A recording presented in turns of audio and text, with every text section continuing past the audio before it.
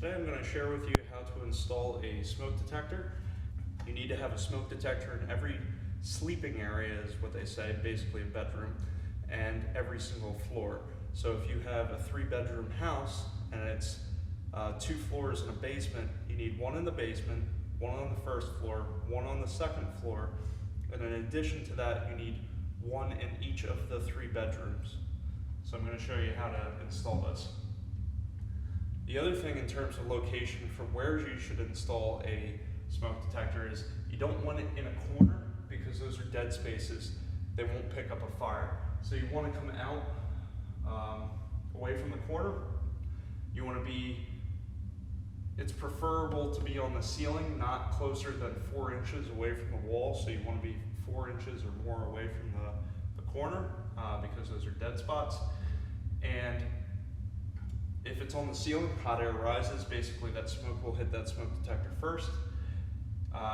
It is okay to put them on the wall, but you want to locate it at least 4 inches below the ceiling and more than 12 inches up. So somewhere between 4 and 12 inches because again, hot air rises, smoke rises, it's going to pick up a fire if it's closer to the ceiling, but again, not in the dead space in that corner.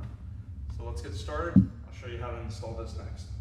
This is just a inexpensive one from Home Depot. You can pick these up. I'll put a link in the description below of where you can pick something similar up like this. One thing that's very important, especially with these that come with batteries, they actually are not ready to use. They have the battery backwards so that the battery doesn't die while it's being stored. So the first thing you want to do before you ever forget, take the battery out. You're going to have to flip it around. Make sure when you put the battery in, you're going to have to depress this little piece of plastic. This is just intended that you can't put it back on the plate if there's not a battery in there. So it gives you basically the fat end and the skinny end. You just match your little 9-volt up the same as the picture. You're going to push in a piece of plastic. That way it works. So now you're good. I always like to test this before I hang it up. I'll put my thumb over this so I don't have an 85 decibel noise, and I'll just hold down for a few seconds, and then you know it works. Now that we know that the smoke detector is working and the battery is good, we're going to mount this ring. And I'm going to choose to put it on the ceiling. Some people, it's acceptable to put it on the wall. Again, stay at least 4 inches away from the top where the ceiling is because that's a dead space, and stay above 12 inches on the wall is what's recommended. This is acceptable, it's not the best. It's much better to have it on the ceiling, again, at least 4 inches away from the wall. This is basically because hot air rises, smoke rises. This is going to pick up a fire much quicker if it's away from that dead space. And if it's on the ceiling, it's also going to pick it up faster than if it was on the wall. So this is safer for your family to be on the ceiling. The only negative is you need usually a ladder to get up to the ceiling. So when you want to go change the batteries every 6 months or so, you do need a ladder. So that's the downside to it. If you are drilling into wood, you can just use the screws that they provide. But if you are using drywall, they give you these little red things. Those are drywall anchors. So to use the anchors, I'm going to drill a 1/4 inch basically pilot hole and stick those guys in there. And then I'm going to put the screws into there.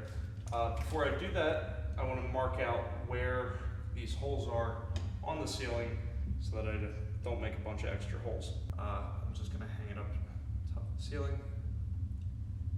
I'm just going to pick a spot. I'm just going to make a mark each of these holes so I know where to drill.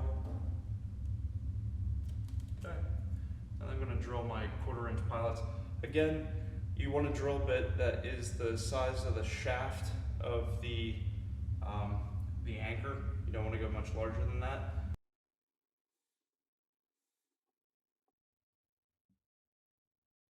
There, just push them in. That, good. Usually I'll just take in, use a screwdriver by hand to just screw them in. You can use a drill.